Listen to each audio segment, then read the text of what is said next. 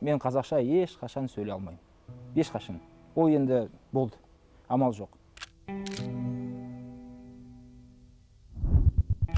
Бірақ ол ондай емес. Егер тырыссаң, егер қалуың болса, әрине, үйреніп аласың. Ең үлкен мәселе сенің ішінде. Саған керек пе? Мои бабушка и дедушка говорили на казахском. Мои родители билингвы. У меня основной язык русский. Тілді толық білмеу делает недоказахом человека. Менің ойымша жоқ. Қазақ ол тек қана тіл мәселесі емес. Что делает тебя казахом? Просто я родился уже казахом. Меня делает, что я родился казахом. А вы не ощущаете себя недоказахом среди казахов? Казахоговорящих? Не, ну когда-то были комплексы, безусловно. Сейчас комплексов нет. На улице я себя не ощущаю, я вполне спокойно на улице могу общаться именно на том, что называется простой язык. Да, на простой язык. А на более сложном, мне, конечно, сложно говорить. И как бы... Нет, ну нету этих комплексов. Нет, комплексов уже нет. Я уже слишком старый для этого. Сейчас какой процесс происходит? Традиционные казахи, они такие, окей, все, біз қазақ тек қана қазақша сөйлейміз, а вот эта часть такая, ну, они пропустили вот этот пласт, и они не могут сразу перейти на вот этот уровень. А эти говорят, ну, мы сколько можем вас ждать? 30 лет ждали вас. Еще что ли ждать? Их тоже можно понять. Возможно, миллионы казахстанцев, в том числе казахов, я сейчас про них, не выбирали того, чтобы быть русскоязычными. Если бы мне вернули бы там выбор какой-то, то я бы выбрал иначе. У меня его не было. Я просто так вырос. И многие так выросли. Это боль поколений.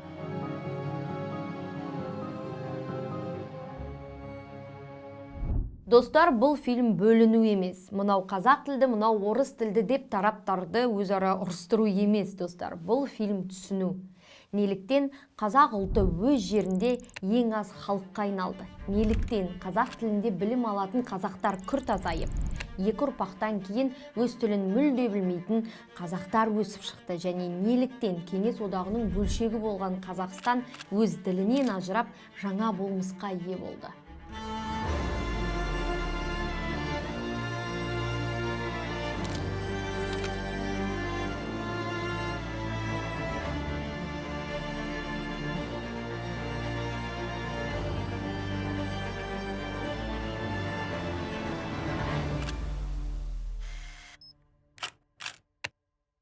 Это ваше первое интервью?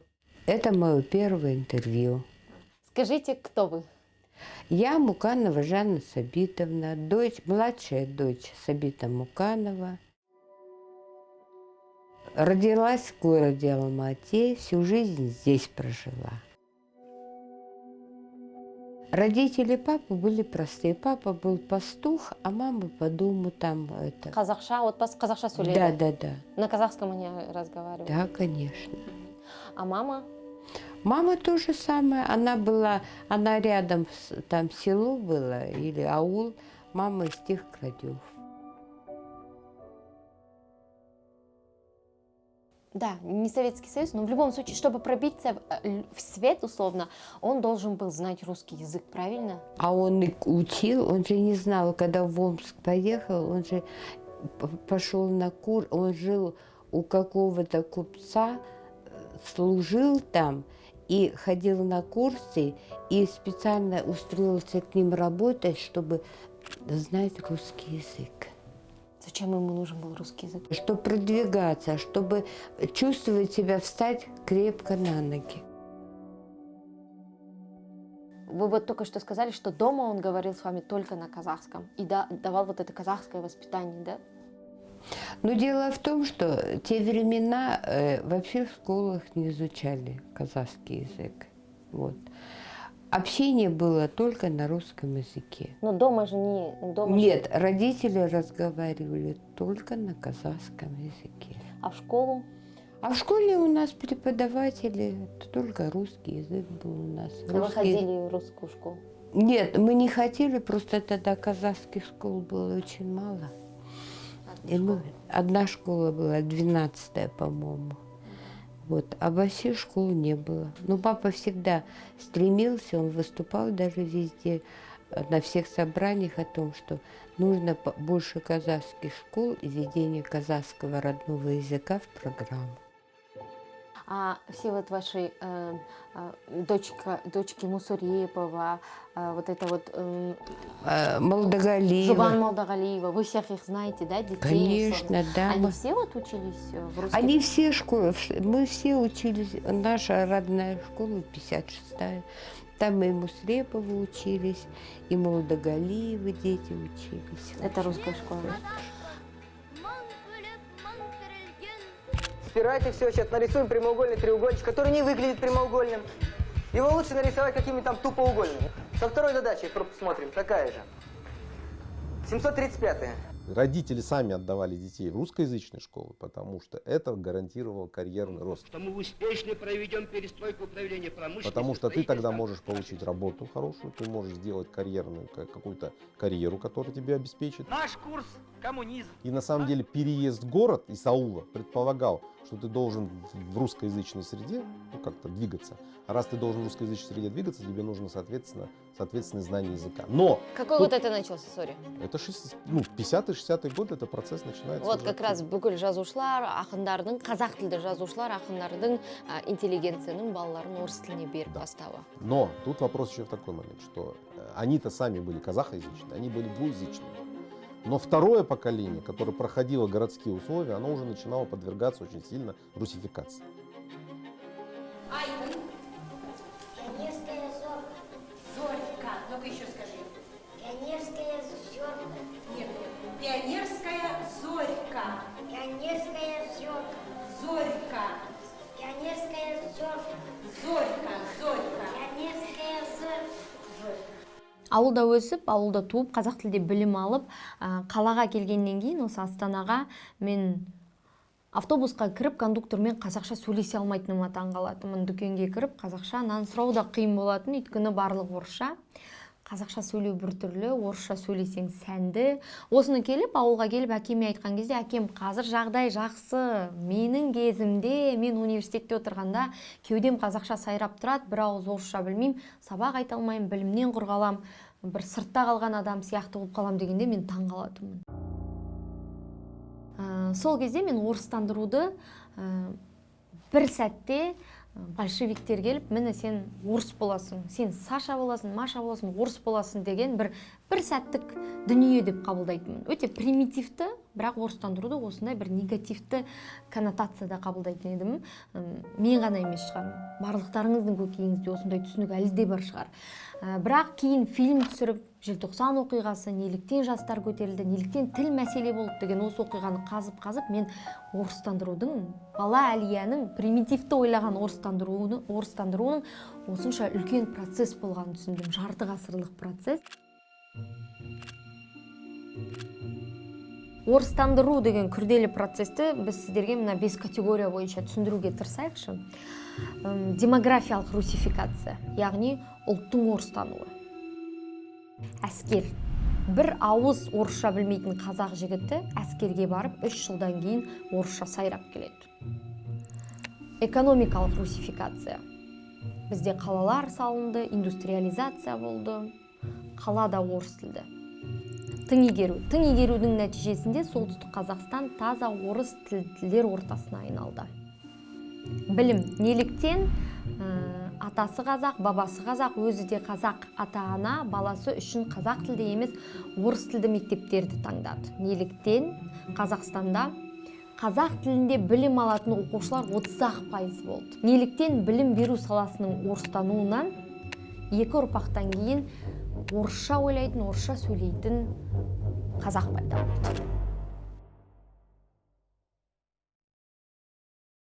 Достар, менің қолымда құжаттар жинағы. 1921 жылдан бастап 70 жыл ішінде Қазақстандағы тіл саясаты бойынша қандай шешімдер, қандай бұйрықтар болды, барлық осының ішінде.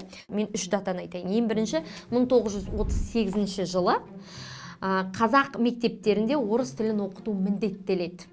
Яғни қазақ мектебінде оқысаң, сен орыс тілін бәрібір оқисың, міндеттісің. Тағы бір дата 1955 жылы орыс тілді мектептерде қазақ тілін оқыту алынып тасталады. Бұрын сонда орыс тілді мектептерде қазақ тілі оқытылса, бұл факультативке ауысады, бірақ іс жүзінде тіпті оқытылмайды. Үшінші дата 1958 жылы Хрущевтің бастауымен ата-аналарға мектеп таңдауға рұқсат етіледі. Яғни бұрын қазақ ұлтынан шыққан ата-ана баласын қазақ тілді мектепке беруге міндеттелсе, таңдау берілгеннен кейін ата-аналар орыс тілді мектептерді таңдай бастайды. Яғни осы шешімнен кейін орыс тілінде білім алатын қазақ балаларының саны күрт өседі. До 1958 года официально все дети должны были обучаться в школах с родным языком обучения. То есть казахи должны были ходить в казахские школы, школы русские должны были ходить в русские школы, корейцы в корейские школы. Но когда Хрущев отменил этот закон в 1958 году, очень многие родители стали, в том числе и казахские родители, стали посылать, отправлять, давать своих детей в школы с русским языком обучения. Вам не надо запрещать язык, вам нужно просто родителям дать выбор. И очень многие родители, особенно городские, выбрали обучать детей на русском языке. Почему? Потому что можно получить высшее образование, это социальный лифт, это социальная мобильность. Даже я, когда я поступала в свое время на филфак, на русское отделение, на русской филологии, да, мне мои аульные родственники говорили: «Друз, тебе надо на русском говорить лучше, чем русский, чтобы достичь чего-то в этой жизни». Понимаете, да? То есть вот это называется языковая идеология или языковая социализация еще. То есть родители сами сознательно делают этот выбор, никто их не заставляет это делать. Былай қарасаң, қазір мысалы балаларын орыс тілінде беріп атқан ата-аналарға ренжіп түсінбеуге болады шығар. Ол кезбен қазіргі кезде салыстыруға болмайды, бірақ сол кезде балаларын орыс сыныбына берген. 70% ата-ана баласын орыс сыныбына берген. Я болмаса жаңағы зиялы қауым өкілдері балаларын орысшаға берген. Айтуға болады, бірақ ренжи алмайсың, өйткені функционалды өсіруші тіл, карьера жасағысы келсе, ғылым жолын қойғысы келсе, шенеунік болғысы келсе, кім болғысы келсе де орыс тілін білмей өсе алмайды. Сондықтан мұны түсіну маңызды сияқты.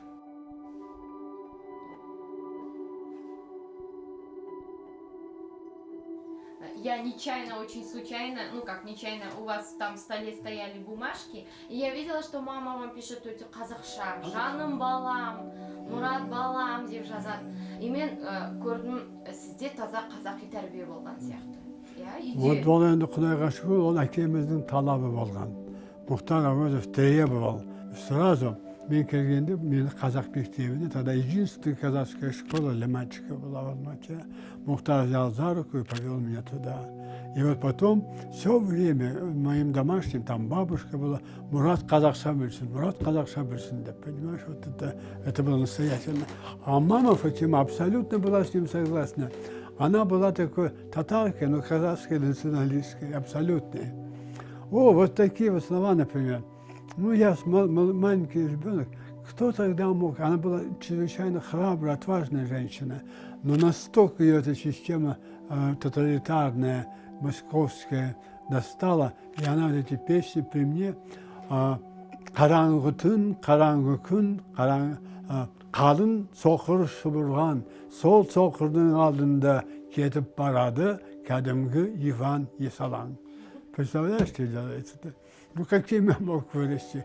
Конечно, такой, да, казахским националистом русскоязычного разлива.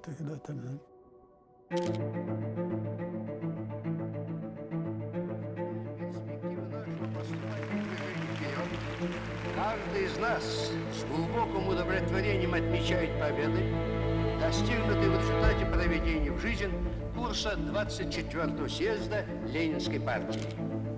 Успехи Советского Союза по внутренней и внешней политике давали. Все начиналось қазақ мектептерден, қазақ тілді отбасыларынан, бірақ социальный лифт болу үшін, әлеуметтік лифт үшін екінші поколение білімді орыс тілінде алды. И среда.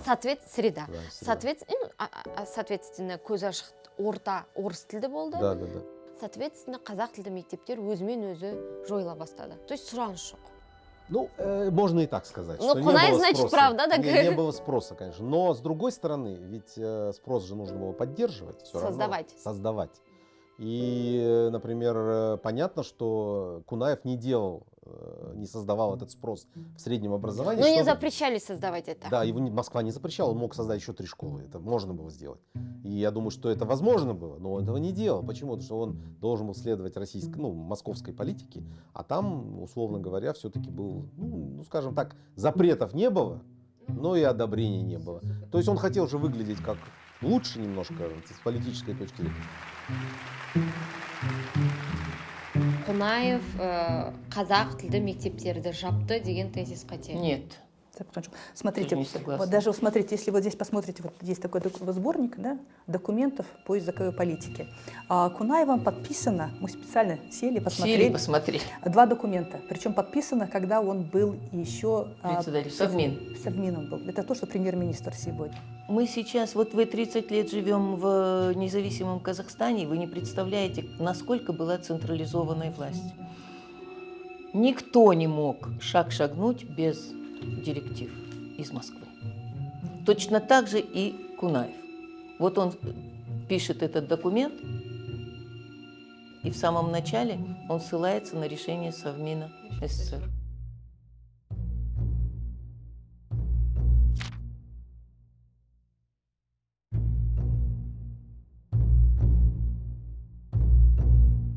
Когда вы даете людям бесплатное, обязательное образование, тогда вы имеете право насаждать определенную идеологию, определенный язык. То есть это мощнейший инструмент. А теперь давайте посмотрим, каким было образование в советское время. Скажите. Вот вы просто даже не представляете, это громаднейшая территория, и все было централизовано. То есть какая-нибудь школа в отдаленном ауле или в кишлаке где-нибудь, да, они открывали учебный план, он был типовой. То есть в Москве сидели, составляли вот эти типовые планы для всех абсолютно национальных школ. Они были одинаковые. Стандартизация была. Такой был стандарт, государственный стандарт. Повтори предложение. Наша Родина огромная и богатая страна. Пиши. Пишем все, ребята. Найдем в этом предложении существительные женского рода. Существительное женского рода Родина. Родина. Родина. Родина, еще раз скажи. Родина.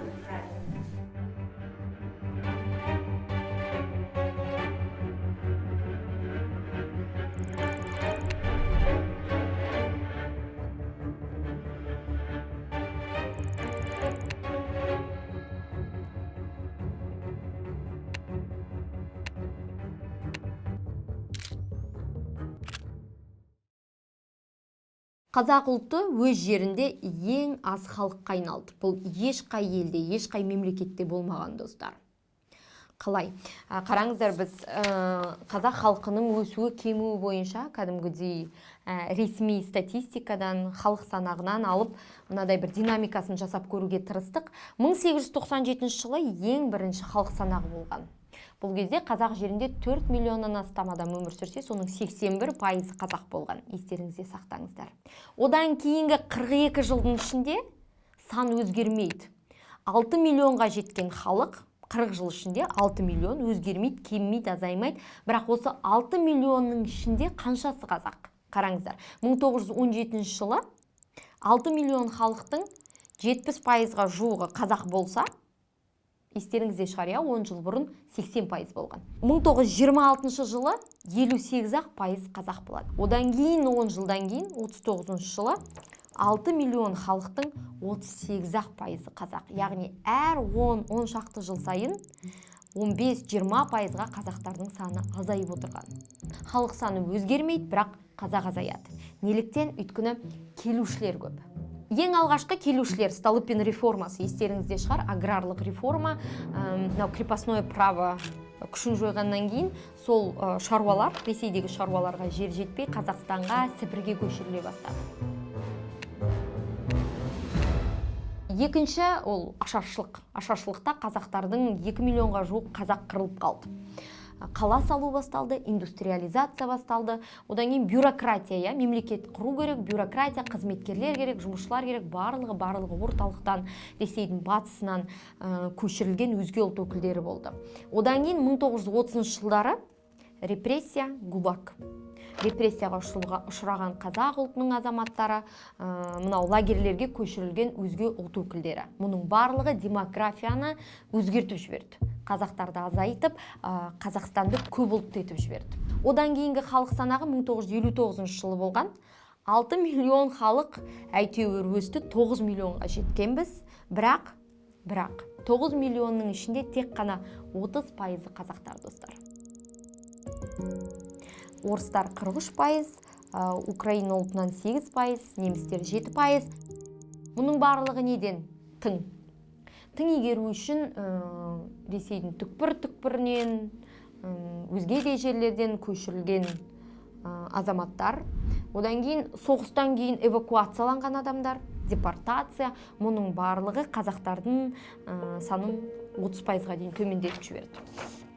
1970 жылы жағдай оңала бастайды. Өйткені 12 миллионға жеткен халықтың 32% қазақтар, яғни 2%-ға өскен. 1979 жылы 14 миллион халықтың 36% қазақ болса, 1989 жылы 16 миллионның 40%. Одан кейінгі динамикаларды көре жатарсыздар, бірақ бұл қазақ ұлтының өз жерінде аздық болуы кәдімгідей орыстануға ең үлкен түрткі, ең үлкен себеп болды.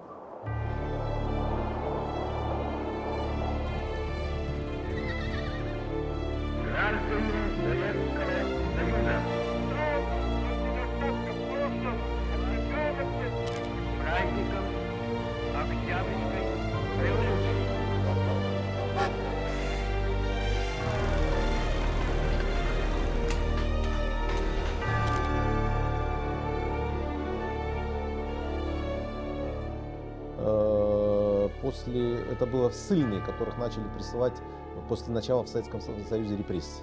Сталинские репрессии. Да, кулаки, их очень много высылали. Гулаговские. Да, ГУЛАГ начали создавать, очень много ссыльных. Потом народы ссыльные, первые были корейцы, да, потом курдов первыми выслали, потом были чечены, во время войны уже немцы, чечены, ингуши, хемшевы, это армяне, мусульмане, турки-месхетинцы, крымские татары. То есть такой поток был очень большой. Плюс во время войны огромное количество эвакуированных. Почему казахов? Казахстан, то есть почему Потому Казахстан? что Казахстан был территорией, где параллельно можно было развивать промышленность. Этих же людей пересылали не просто так, их присылали с тем, что они здесь начали бы работать. То есть это фактически перемещение рабочей силы было под эгидой там, советской политики. Ну такая бесчеловечная политика, конечно.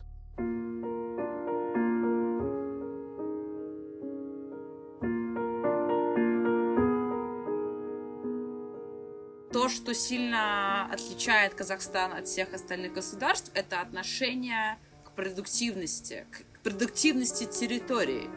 Казахстан гораздо больше Узбекистана, он гораздо больше Кыргызстана, он гораздо больше Таджикистана и Туркменистана.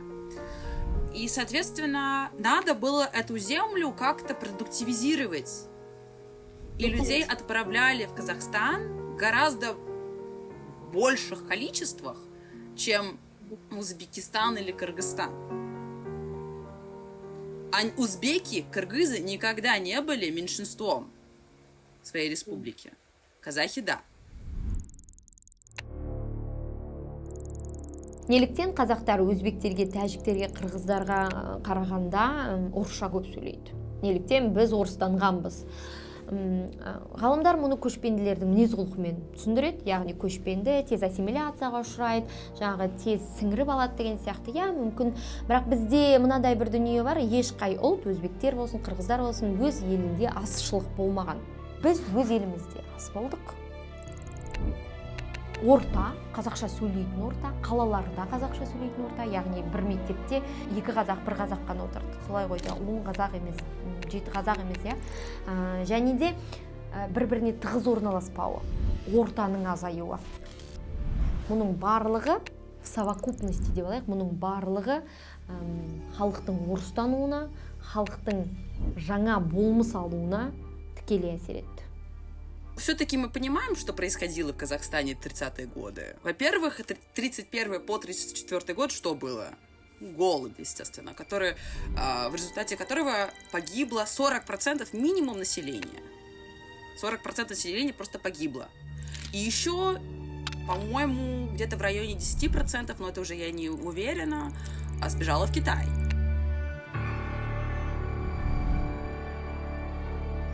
Непосредственно осталась фактически половина казахского населения. А в тот же период, в 30-е годы, очень многие европейские граждане Советского Союза, то есть представители европейских национальностей, стали приезжать в Казахстан.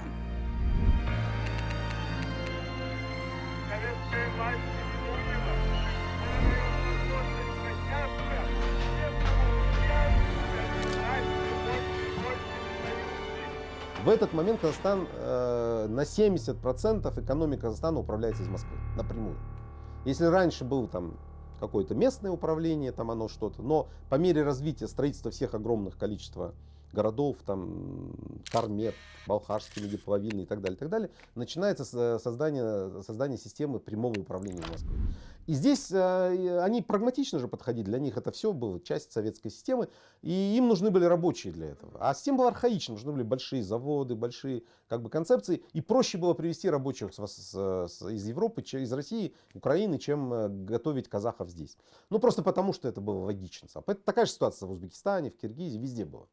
И это, кстати, очень сильно истощило саму нечерноземную Россию, потому что там потеряно сельское хозяйство было. То есть большие проблемы. Но это привело, во-первых, к радикальному изменению численности населения. Внутри Казахстана минимум 29% казахов. При этом, я бы хотел отметить, из 29% населения 80% жило в сельской местности. И не имели права покидать эту сельскую местность. Это очень важно подчеркнуть. И получилось, что города, которые образовались, почти все, они были в основном населены русским населением. И те казахи немногочисленные, кто оказывался в этих условиях, они оказывались в ситуации исключительно русскоязычной среды. В первом классе из 40 человек я была единственной казашкой.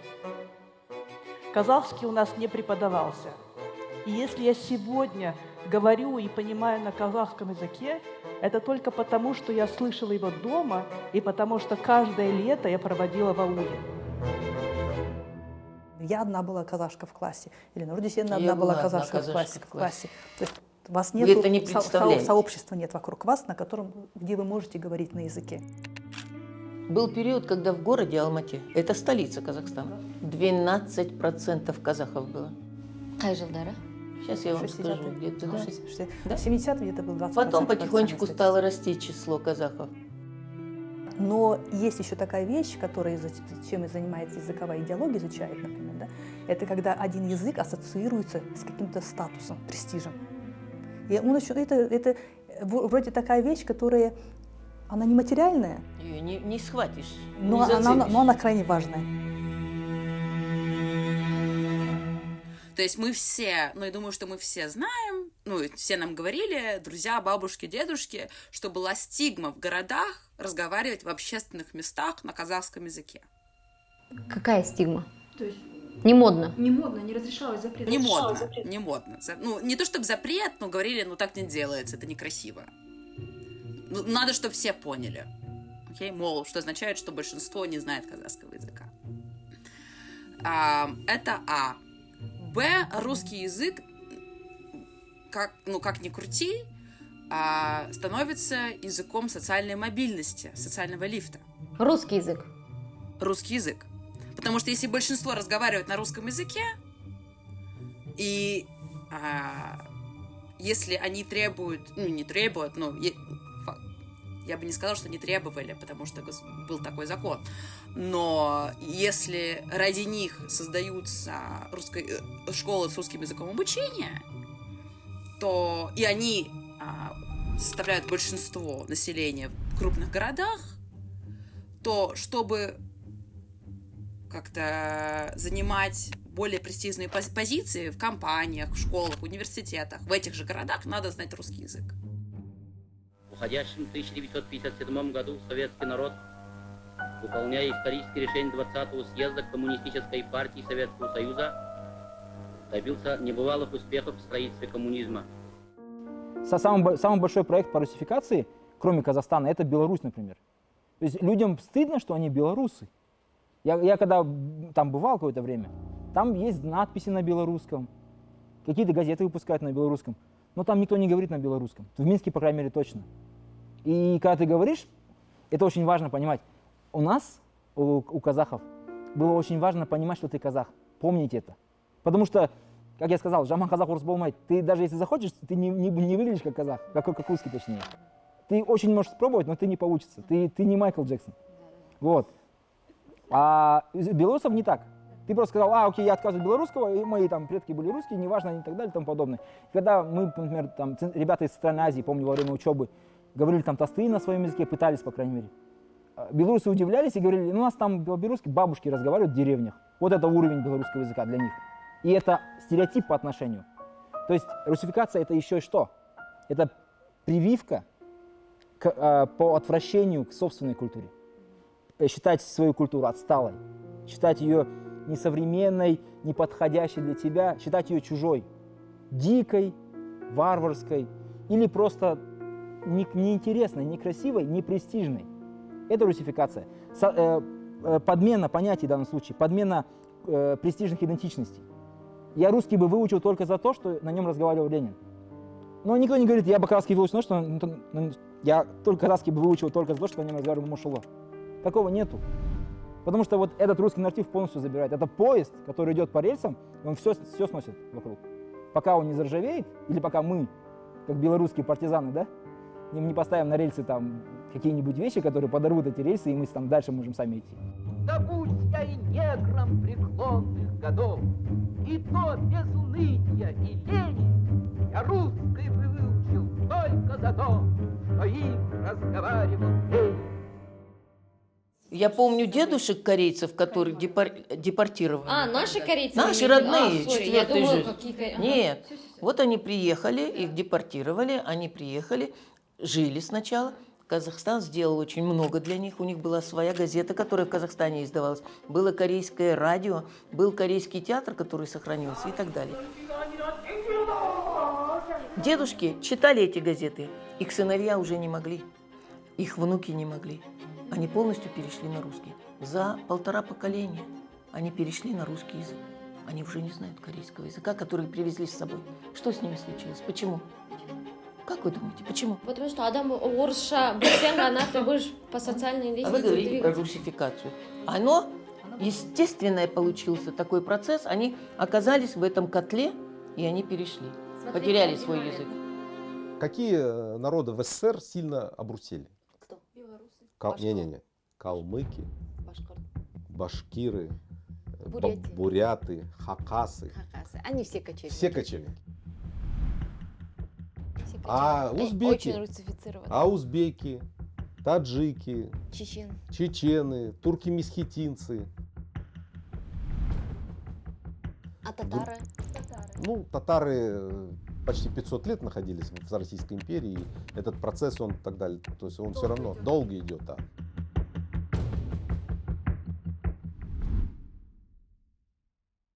Number one, I don't feel any the lesser Irishman because I don't speak the language as such. And number two, I think that the English language is a very good means of communication. If you go into a shop and you start speaking Irish, but people would just laugh at you. So you wouldn't mind then if Irish died? Well, no, personally, like, I can't see much use in it. Me, for instance, I haven't spoken a word of Irish since I left school, you know? And I haven't done very bad without speaking it, you know? Because a lot of people can understand English better than they can understand Irish. But the point is that the language is dying, and this is what we're worried about. Does this bother you? Not particularly, no.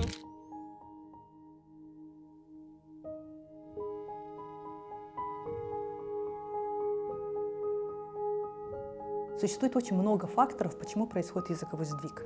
Почему люди отказываются от одного языка и переходят на другой язык? Это зачастую это добровольно. Да, бывает, что люди заставляют, например, в Ирландии, людям запрещали говорить на ирландском языке. Да?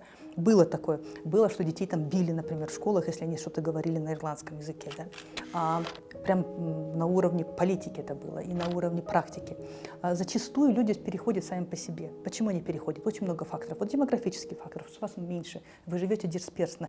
Но надо учитывать еще тот факт, что надо было воспринимать. То есть общество такое, что надо было адаптироваться.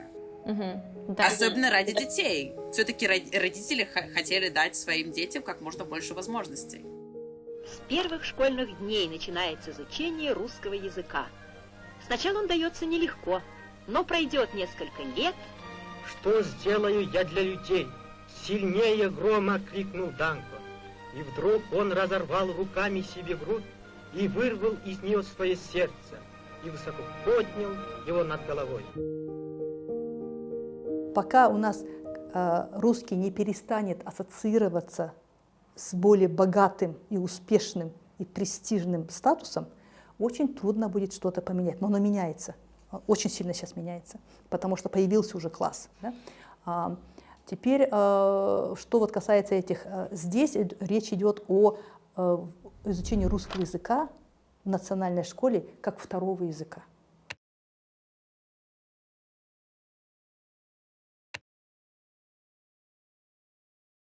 Мен қазақша оқып жатырмын, орыс тілінде факультативный. Русский не факультатив, это обязательный предмет. Обязательный предмет русский. Язык и литература. Да. Потом, причем был тезис, причем был такой тезис, что русский должен стать вторым родным языком.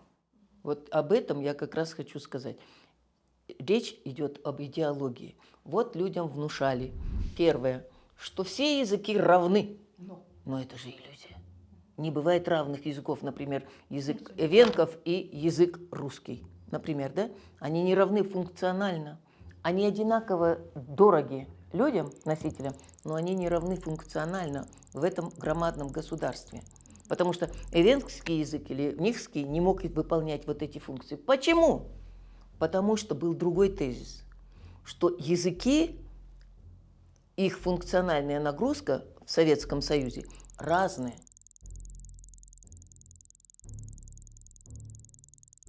Самые большие функции принадлежали русскому языку. Русский язык везде был. В науке, в культуре, в образовании и так далее. Вот вы просто такие факты не знаете. Например, пишет человек, сидит в Казахстане, пишет диссертацию про, ну, например, на казахском языке, кандидатскую диссертацию про казахский язык, про жалгау. Там где-нибудь, септик жалгау, она давно. Вот он написал диссертацию, ему надо защищаться. Сори, ты должен диссертацию, автореферат отправить в Москву. Ты можешь защититься тут, но автореферат ты должен... И все документы, протокол, стенограмму ты должен отправить в Москву. Там в ВАКе тебя утвердят, скажут, ты кандидат или не кандидат. Пока ты не отправишь документы на русском языке. Это что? Это русификация. В планах 11-летних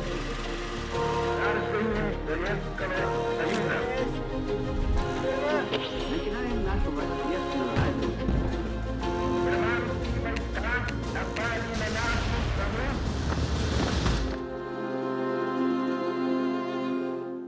Смотрите, армияға кеткен адам, қазақ болып кеткен адам қайтып келген кезде 2 жыл. 2 жыл, да. Ну, нет, потом был, ранний срок был больше. Там, по-моему, 3 года, да. Орыс тілді болып келеді ма? Конечно, только на русском языке. Армия таза орыс тілінде болды. Да, чисто русский язык. Физический парень развит хорошо. Русским языком не владеет совершенно. Пойдет служить в строительной части.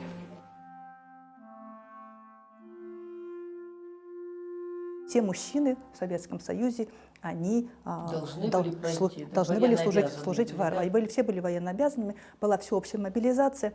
То есть это 2 года школы русского языка. Как минимум 2 года, потому что сначала, если помните, все служили 3, и даже уже в советское время в морской флот служили 3 года. То есть, получается, ты 2-3 года находишься в среде, где ты постоянно говоришь только на русском языке. Еще один факт приведу, например, когда началась война Великая Отечественная и начали призывать людей, местное население, мобилизации на фронт, оказалось, что многие люди писать и читать не умеют. По-русски. И в том числе, и вообще, и даже на своем языке, и не знали русского языка. И прежде чем их отправить на фронт, вот, кстати, вот в этой книжке, где наши, вот в этой книге, есть один из отчетов, да, где они пишут, что вот мы пытаемся их отправить на фронт, а они и учили, значит, были курсы по ликвидации безграмотности.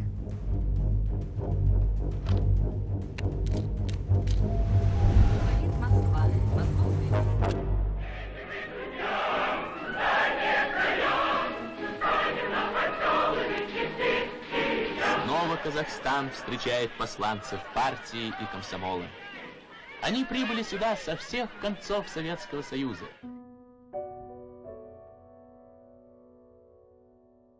Сізден бэкграундыңыз сұрайын, иә? Қандай жерде тудыңыз, қалай өстіңіз, жалпы балалық шағыңызбен тәрбие алған ортаңыз туралы айтып өтіңізші. Я родился здесь, в Астане, ну тогда еще Целиноград. Я не очень люблю это название, но тем не менее. Вот. А что касается такого семейного бэкграунда, от АЖ они на казахском в основном разговаривали. Родители уже так вот как бы наполовину. Я замечал, что когда они хотели, чтобы я что-то не понимал, они говорили на казахском. Ну, то есть какие-то вещи, которые, чтобы ребенок не слышал, например, или вещи, которые связаны там с трудностями, там, финансами и так далее. Не переходили на казахский, я тогда понимал только часть, ну и не давал особого, не придавал особого внимания. Но здесь, да, в городе казахов в то время, то есть я 88-го года, сколько, 20%, да, может быть меньше даже.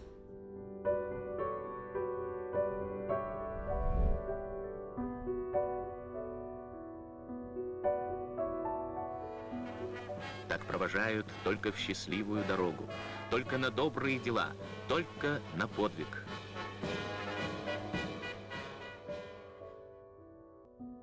Самая большая волна — это была Целина.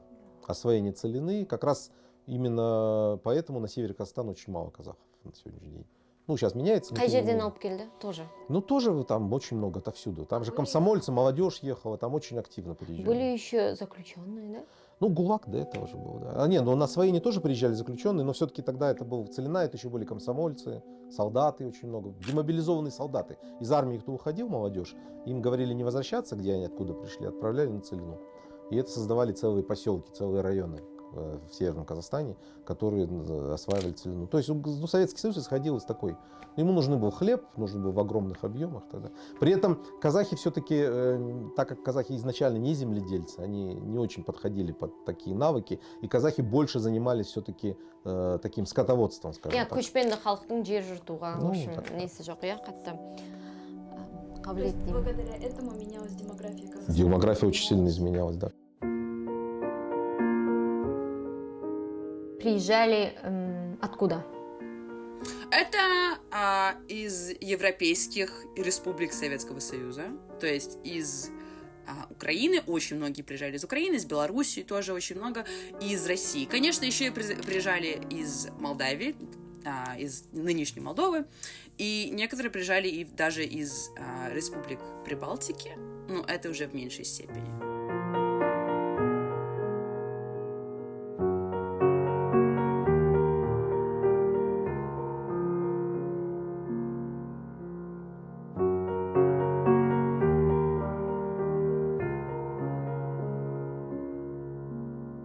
Құжаттарды қарап отырсаң, таза картина келеді көз алдыңа. Еш эмоциясыз, тілім, жерім демей, таза суық картинаны және мотивацияны түсінесің да. Сталин неге үйтті деген сияқты мотивацияны. 1920 жылдары біздің елде іс жүргізу мемлекетте таза қазақ тілінде болды. Мектептерде қазақша оқыту, таза қазақша.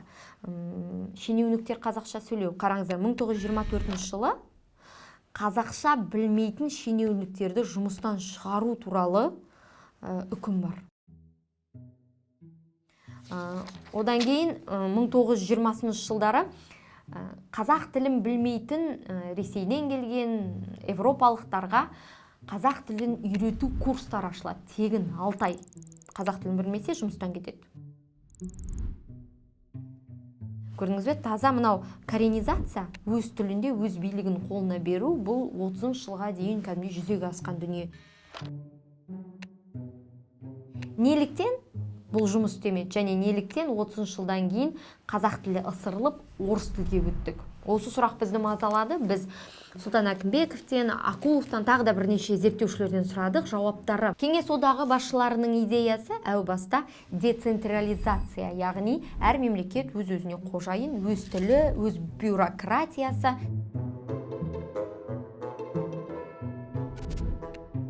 Бірақ мұның тез жүзеге аспауына көзі жетті. Сталин бұл тез жүзеге аспайды, бұған уақыт керек. Ал Сталинге экономикалық жарыста, ақшпен жарыста, тем более соғыс алдында тез шешім қабылдау. Сондықтан децентрализация деген идея ысырылып, таза централизация, таза орталықтан басқару, бір нүктеден басқару идеясы қолға алынды. Яғни бір нүктеден сен қашан басқарасың? Бір тіл, бір бұйрық, бір жүйе, бір бюрократия. Сондықтан коренизация деген идеяны, әр ел өз-өзіне қожайын деген идеяны мусорға лақтырып, таза кеңес адамын, орыстың тарихын білетін, орысша сөйлейтін, ұлты басқа, бірақ қалыбы кеңестік адамын жасап шығару мақсат болды. Сталин республикаларға тек қана өзінің мақсатын жүзеге асырушы объекттер ретінде қарады. Және бұл таза прагматикалық көзқарас.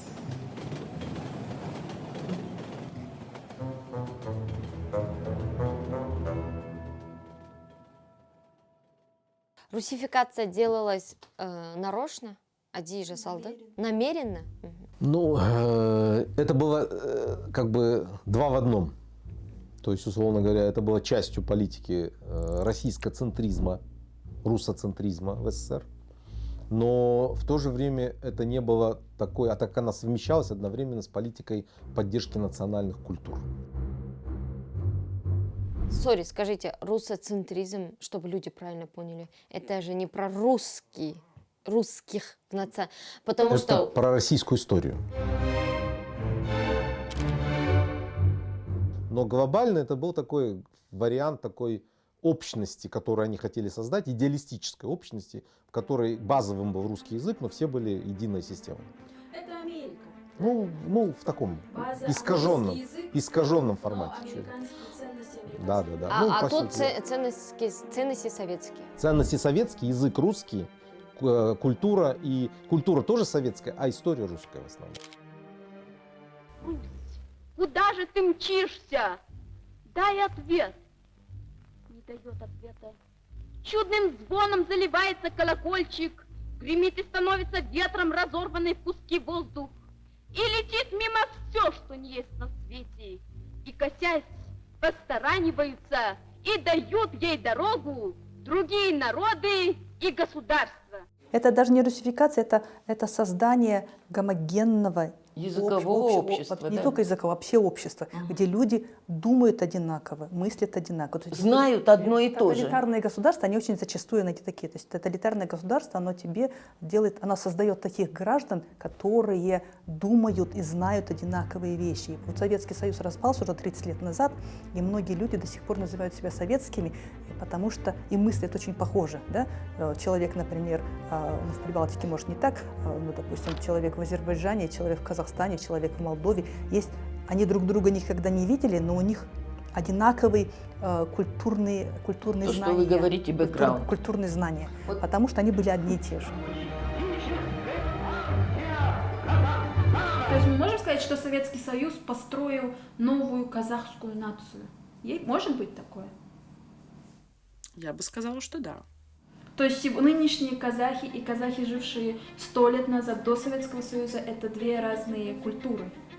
Я бы сказала, что да, потому что давайте подумаем, я опять-таки не казашка, но давайте подумаем вот так. До создания Советского Союза, скорее всего, главный идентификационный фактор у казаха не был тот факт, что он казах. Это его род, это то, где он живет. Но тогда не было паспорта, в котором надо было написать в 5-й графе, что ты казах. Можно было, если кто-нибудь бы там спросил, а кто ты? Можно было сказать, я аргын, я кыпшак, я мусульманин, там, я из какого-то села, из какого-то аула. А советское государство не позволяло людям так самоидентифицироваться. Надо было сказать, что человек казах. Да просто в казахском земле не было других, кроме казаха, поэтому у них и этой пятой графы не было. Это другое. Но они это все упростили. То есть ты казах и все. То есть ты не будешь указывать в паспорте, что ты кыпшак.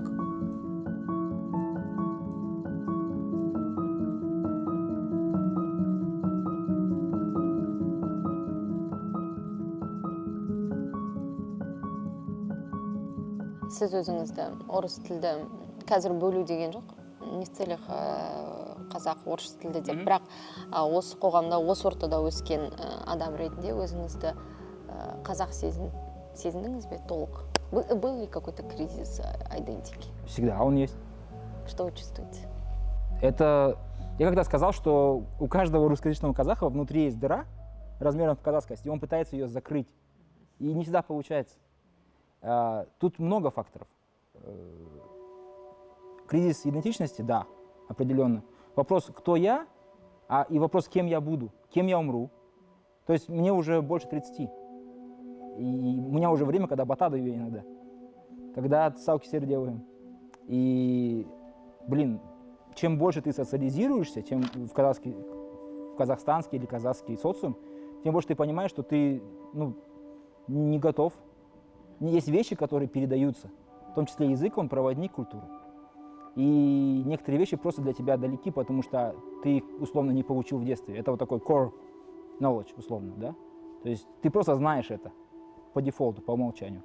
А если ты русскоязычный, ты некоторые вещи просто не воспринимаешь. Это проблемы, в том числе культурного наследования, передачи важных символических таких вот ценностей через культуру, через язык. Их нету. Советский Союз русифицировал там ваших бабушек, ваших прабабушек, а теперь вы там вроде бы в независимом Казахстане вынуждены русифицироваться, да? Казахизироваться. Русифицироваться, потому что тебе нужен аксесс к какому-то материалу. Ну не только аудан, у нас есть русскоязычный аул. Просто имеется в виду, что, например, даже ты, если олимпиадник в школе, в казахской, ты все равно где-то придется русскоязычный источник прошерстить, потому что ты понимаешь, что там больше информации. Қазақ тілді білмеген қазақтар, олар қазақ тілді білу қазіргі кезде ол үлкен привилегия. Бірақ қазақ тілді қазақтар білмеген, олар негізінде мүмкін кей жағдайда кейбір жіңішке бір менталдық моменттерді түсінбеуі мүмкін. Мысалы? Негізі мен әйелім орыс тілді. Әйелім орыс тілді болғандықтан кішкене ойланып бар, кішкене ол қазақ тілі болғанда мүмкін басқа бір жоқ, былай, я прям вижу по ее глазам, сочувствие, что она какие-то моменты не понимает на казахском.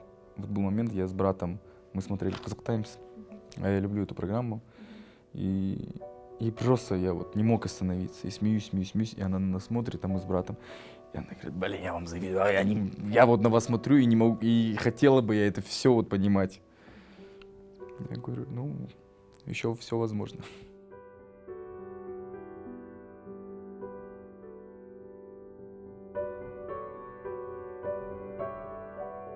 Но я считаю, что мне очень приятно, когда молодежь больше знает, в смысле, интересуется языком, между собой общаются, да, дети.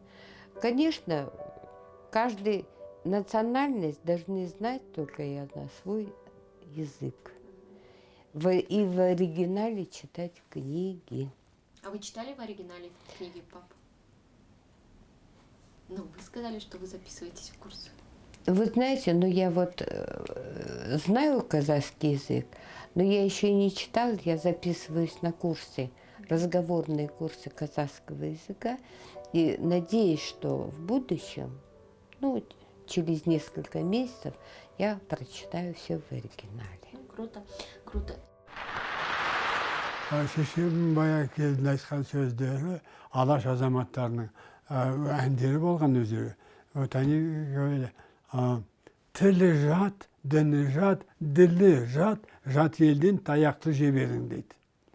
И вот тогда дін понятно, тіл понятно, а что такое діль? Вот мәселе сонда діл не екен. Соған мен жауабымды бергем. Оны нетіп вот біз ана кейде діннен айырылып қалуымыз мүмкін. Тілден айырылған кездеріміз болды. Ал енді діліңнен та самоидентификация. Вот, значит, одан айырылсаң, оны соғалтсаң, жоқ. Қазақ болғаны уже кетті оралымызға. Поэтому вот діль, понятие діль, надо прочувствовать его.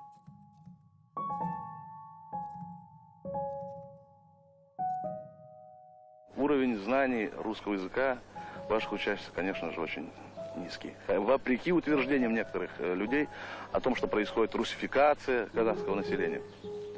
Да здесь какая может быть русификация? Здесь действительно русский язык у нас знают, особенно в совхозах, очень плохо.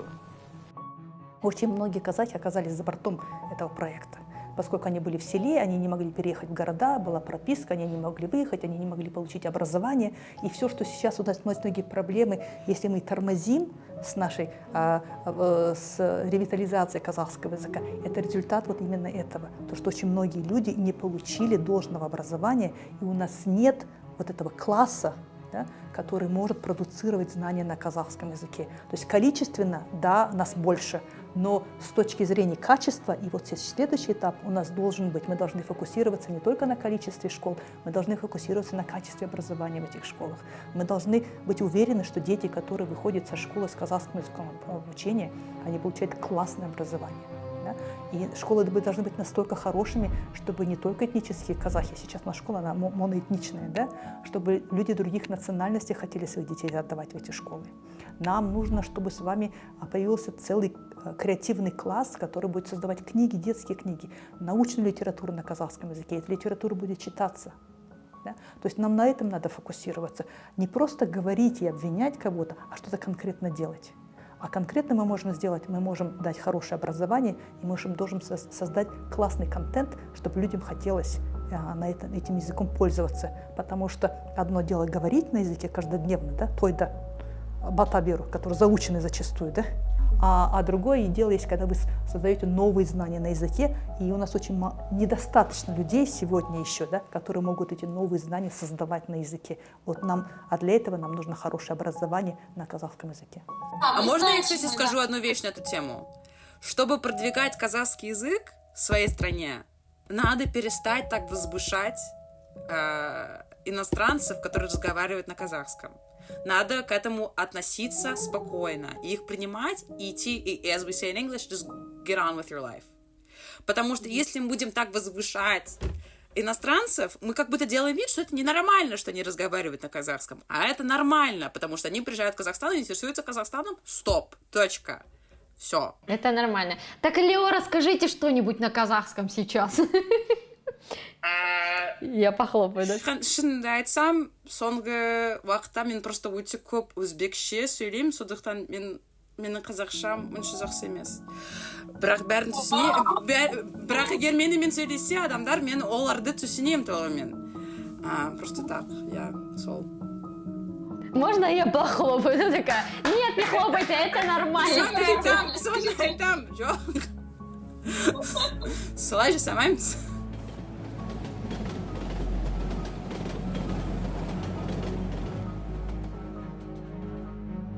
Қандай жоспар бар балаларға? Өз балаларымен ба? Өз балаларымен. Мен өз балаларымен мен былай ғой енді. Мен өте үміттенемін олар қазақша сөйлейді деп. Мен оған қатты үлес қосамын, қалай да болса. Олар қазақша сөйлеу үшін мен қазақша сөйлеуім керек. Мен өзімді жөндеу керек, мен өзімді түзеу керек. Сол осымен айналысып жүрмін қазір. Не істеп жүрсің. Ну, это не было, чтобы такое, знаешь, что ты делаешь для этого? Жоқ, негізінде мен қазір осы курсқа барамын. Курс мұғалімді таңдадым, мұғаліммен жұмыс істеймін. Сонда енді көп осы командада қазақ тілді жігіттер бар, соларға айттым, енді мен тек қана қазақша көп сөйлеңдер, түсінесіңдер ғой, маған қазақша білу керекпін. Мен енді сол замандас болғандықтан мен қазақ тілді қонақтарымды шақырғым келеді. Солармен бір тілде сөйлегім келеді. Сұхбаттасым келеді, да? Осылай сізбен сұхбаттасу сұхбат жақсы беретін эксперт ретінде өзімді көрем болашақта. Сол үшін үлесімді көп жұмыс істеу керек.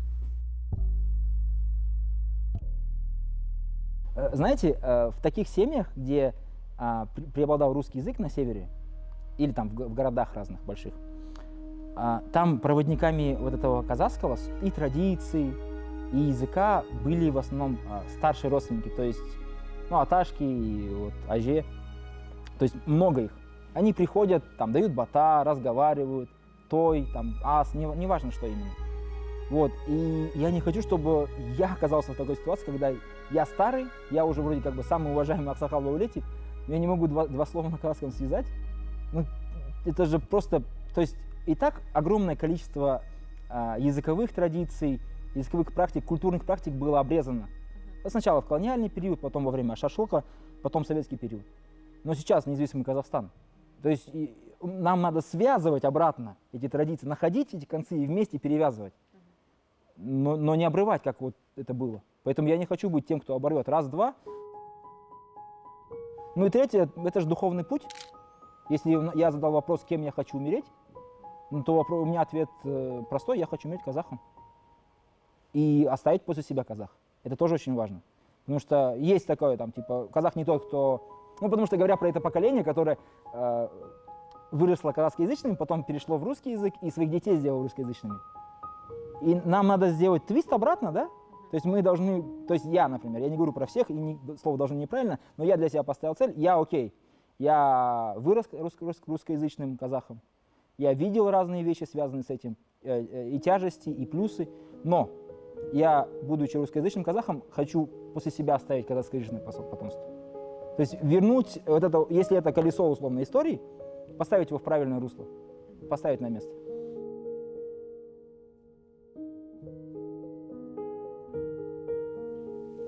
Сегодня в гости к нам пришла новая буква.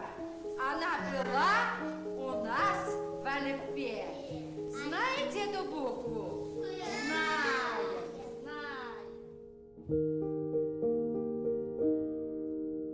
Жа айтқандай, Сәуле, менде тілмен көп проблема болмаған. Жалпы өзім ауылда өстім, қазақша оқып өстім, қазақша әдебиет, қазақша мектеп, қалаға келдім.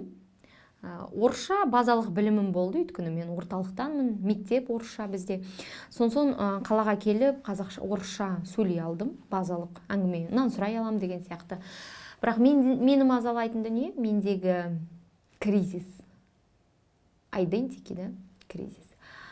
Мен білімге сүңги бастаған сайын ғылым, жаңағы материалдар оқу, архив ақтару, кітап оқу, мұның барлығы ағылшын және орыс тілінде болып кетті. Мен орысша материал тұтынам, ағылшынша.